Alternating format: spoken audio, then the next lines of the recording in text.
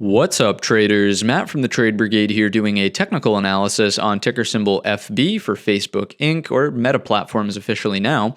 On the left-hand side, we have the daily time frame, and on the right-hand side, the 30-minute intraday time frame. First things first, this will of course be an update. We talk about the stock regularly over on the main channel. What I want to point out here is the fact that this is just following the pattern of almost every other mega cap tech company we've looked at so far. However, there's one big difference, and that difference is where we've closed in relationship to the prior day's range.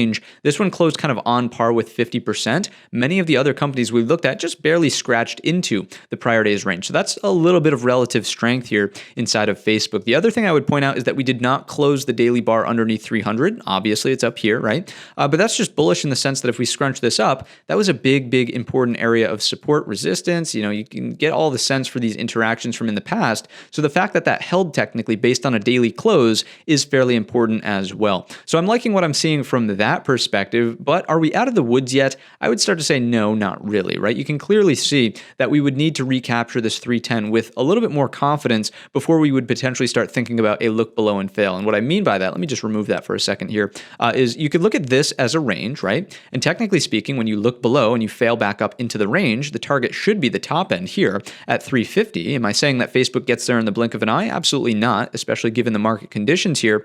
But that would technically be the setup. So just looking for more bullish things to unfold if we can recapture 310 is what I'm getting at. And we haven't quite done it yet. Again, steps in the right direction, yes, but technically speaking, that breakout or move back into range has not started to unfold quite yet. So that's what I'm getting at from the daily. From the 30-minute perspective, where does healthy bull flag consolidation happen and what are we watching out for? Well, let's take out the fibs from the low all the way on up to the high here. And what you'll notice is the 38.2 is kind of right through our consolidation there, but it's also kind of in the midpoint of where this gap was. So to me, I'm just going to clean that up and pick the most important level that's in there, which is probably the gap close and the little bit of resistance that we ran into earlier. So doing something like this.